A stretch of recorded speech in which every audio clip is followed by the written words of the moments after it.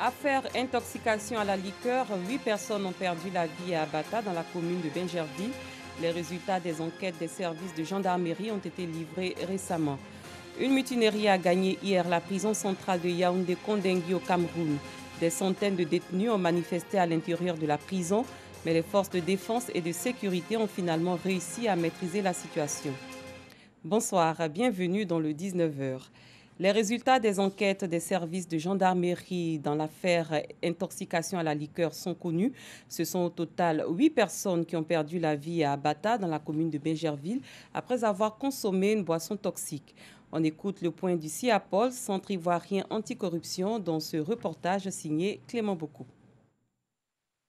La boisson alcoolisée à l'origine des décès en cascade dans le village d'Abata à Bingerville en juin dernier contenait de fortes doses de méthanol et du propanol 2, respectivement à 8,8% et 4%, a révélé le CIAPOL, le Centre ivoirien antipollution, à l'issue des analyses des échantillons prélevés. Des alcools très toxiques, donc interdits à la consommation, car pouvant causer la mort immédiate. Les examens ont aussi révélé que du pastis et d'autres alcools avec des racines contenaient des pourcentages à dose mortelle de 77 et 61%. Selon le CIAPOL, le méthanol, produit de la première cuisson du koutoukou, et le propanol 2, troisième produit de la fabrication de ce breuvage, doivent être détruits. Dans le cas d'Abata, ces deux produits ont été mélangés et introduits dans le commerce. Ils ont causé la mort de 8 personnes selon les enquêtes de la gendarmerie. Les autorités ont ordonné la réouverture des restaurants et bistrots de la zone fermés par mesure conservatoire. Elles appellent toutefois les populations à la prudence. Un autre incident s'est produit aujourd'hui aux environs de 12 heures dans un bâtiment annexe de la paroisse Saint-Augustin, toujours dans la commune de Bingerville. Un incendie s'est déclaré en ce lieu à partir d'un groupe électrogène. Aucune perte en vie humaine, mais l'on note quelques dégâts matériels. Nos reporters Grace Kando et Hermance Zirignon se sont rendus sur les lieux pour faire leur constat. Les deux bâtiments de la sacristie, le magasin de stockage des chaises et le kiosque abritant les objets de piété de la paroisse Saint-Augustin de Bingerville partis en fumée. À Bingerville, les coupures d'électricité sont fréquentes. Avec le concours des fidèles, nous avons pu avoir un groupe électrogène. C'est ainsi qu'aujourd'hui, avec la coupure, le groupe avait été mis en marche dans le magasin de rangement des chaises. Un incendie s'est déclenché où étaient parquées plus de 2000 chaises. Mais grâce à la population de Bingerville, le feu a été circonscrit. La paroisse Saint-Augustin de Bingerville va célébrer ses 115 ans d'existence en novembre prochain. Classée patrimoine de l'UNESCO, c'est ici que feu le président Félix Houphouët-Boigny a été baptisé à l'âge de 13 ans. Dans un autre registre, 1500 artisans d'Abobo sont en passe d'être mieux outillés en matière de création et de gestion d'entreprise. Ils sont membres de l'Association des artisans d'Abobo, initiatrice de cette formation en partenariat avec l'Agence Emploi Jeunes. Ces artisans vont être instruits pendant 3 semaines. Bintou Pekele, Dangui Dangui. Commerçant de riz à Abobo derrière Rail, Vali Kone est venu à l'école de l'entrepreneuriat, accompagné de son associé. Membre de l'Association des artisans d'Abobo, il participe à une formation pour acquérir des compétences d'entrepreneur afin de professionnaliser son activité. Nous, on vend du riz. Donc, nous, on voulait quoi? Pouvoir avoir de l'argent, chercher les produits phytosanitaires pour donner à ceux qui nous livrent le riz. Là, au moins, on coupe ça dedans et nous, on a le riz. Nous, on travaille maintenant pour payer. Pour nous-mêmes, ça nous arrange. Voilà pourquoi on est là. Nous apprendre à gérer notre argent et nous apprendre à pouvoir rembourser l'argent qu'on va prendre pour que d'autres puissent avoir ça prochainement. Surtout ça. Pendant 3 semaines, 1500 artisans de 24 fêtières de la commune d'Abobo seront formés à la création et à la gestion d'entreprises. Cette formation soutenue par la mairie et l'agence Emploi Jeunes intervient des suites à une demande d'appui financier de l'Association des artisans d'Abobo. Il y a des chauffeurs de Baka avec nous, il y a des chauffeurs de taxis communaux avec nous, il y a aussi des teinturiers de bassins. Nous maîtrisons ce que nous appelons nous-mêmes notre propre domaine, mais il y a la gestion financière que nous ne correspondons pas aux banquiers. Vous savez qu'aujourd'hui, avec le développement du pays, il faut aussi avoir les moyens de financement pour agrandir nos secteurs. Mais cela aussi demande des formations. Voilà pourquoi nous sommes là, pour s'acquitter de cette formation-là, pour être aussi concurrents avec les autres entreprises, les PME et les moyennes entreprises. Notre population, une population de 2 millions d'habitants, avec 85% de jeunes et 60% sont au chômage. Comment faire pour absorber ce taux de chômage? C'est d'aider les artisans à devenir grands. S'ils deviennent grands, ils peuvent embaucher cette jeunesse. Ces artisans installés dans les 28 quartiers de la commune d'Abobo seront également instruits sur la sensibilisation, la santé et la sécurité au travail. À la fin de cette séance de formation, les membres de l'association des artisans d'Abobo devront être de véritables chefs d'entreprise qui tournent le dos à l'informel. Comment mettre fin au conflit récurrent entre les éleveurs et les agriculteurs en Côte d'Ivoire? La question était abordée à Mbayakro, dans la région de Lifou, par la Fédération nationale des producteurs de bovins de Côte d'Ivoire avec des ébauches de solutions. Un outil a été mis à la disposition de l'administration pour le règlement des conflits. Soro Corona. Les conflits entre les agriculteurs et les producteurs de bovins deviennent de plus en plus récurrents dans de nombreuses régions de la Côte d'Ivoire. Destruction des cultures agricoles, abattage des bœufs et souvent des pertes en vie humaine. À Mbayakourou, dans la région de Lifou, le comité de mise en place de la Fédération nationale des producteurs de bovins de Côte d'Ivoire veut mettre fin à ces conflits. Ce comité lance la création des sociétés coopératives simplifiées. Quels sont donc les avantages d'une coopérative réunissant les producteurs de bovins? Il peut vous demander, avec la société coopérative simplifiée, demander à une organisation internationale, une ambassade ou bien même une banque à l'effet de faire agrandir leur cheptel pour leur bien-être. La société coopérative simplifiée des éleveurs de bovins de Bouribana va réunir tous les acteurs de la filière bovine de Mbayakourou. Former nos éleveurs, les encadrer, surtout les bouviers pour éviter le maximum de dégâts possibles. Éviter certainement aussi les vols, organiser la transhumance. Cette coopérative est officiellement installée et présentée aux autorités locales et populations. Pour le préfet, c'est un outil pour pacifier la cohabitation entre les producteurs de bovins et les agriculteurs. Pour nous, c'est un instrument au service de l'administration.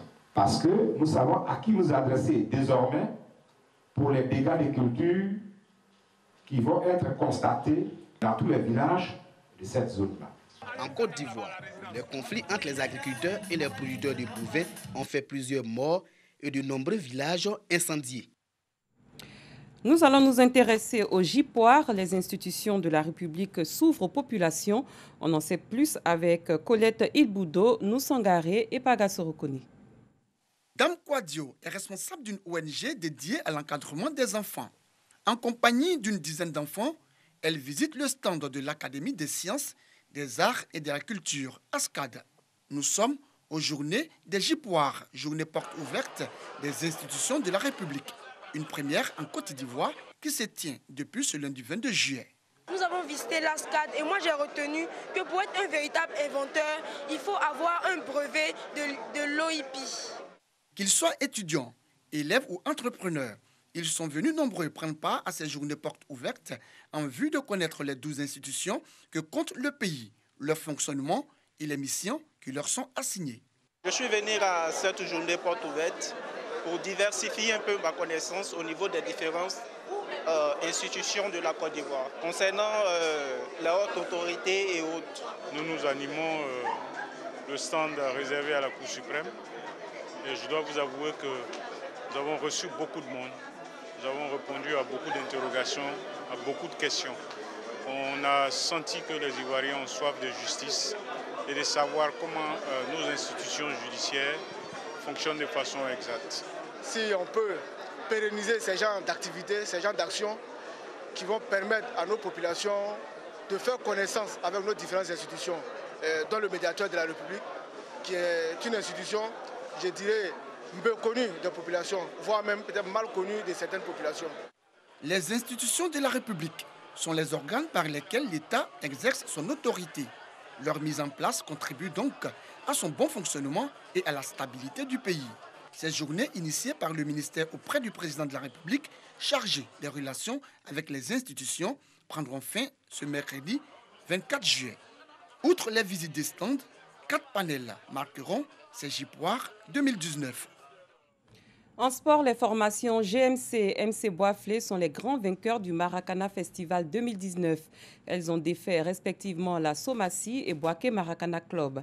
Les matchs se sont déroulés à la place Jean-Paul II de Yamoussoukro. Moyabi Diabaté, Samuel Metch. Les formations de GEMC et MC Boisflé peuvent faire la fête. Dans la douleur, elles ont pu inscrire leur nom au palmarès du Maracana Festival. Après les phases de poule et éliminatoires directes, GEMC et Somassi, dans la catégorie des seniors, ont arraché leur ticket pour la finale. Un match âprement disputé, qui finalement a été remporté par GEMC, grâce à un pénalty transformé par Sie Armand. Dans la catégorie des super seniors, MC Boisflé et Cam Boaké se sont qualifiés pour la finale en battant respectivement en demi-finale Somassi 1-0 et les Amis du 16e 3-2. La confrontation entre ces deux équipes a été un vrai choc. Après l'ouverture au score par Boisflé, Léon Tata établit la parité au score pour le Cam Boaké. Finalement, les Maracaniers venus de la Maraoué se montreront plus adroits à l'épreuve des tirs au but en s'imposant par 4 tirs contre 3 pour Boaké. Je crois que nous avons réussi notre pari. Des mémoires des Maracaniers, on n'a jamais réuni autant de personnalités. 2 ministres, un très grand directeur général. Je ne peux qu'être heureux. Je dis, j'ai gagné mon pari, le bâton ne va pas me chicoter.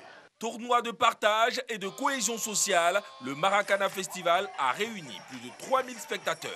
Des prestations d'artistes dont Ala Thérèse, des majorettes et la présence des stands d'exposition ont donné une touche particulière à cette 7e édition du Festival de Maracana.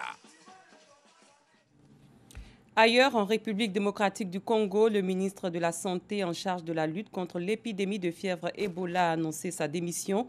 Le docteur Oli Ilunga Kalenga s'estime désavoué par le président. On en parle avec Sylvie Touré et Dongui Dongui. Démission en RDC du ministre de la Santé.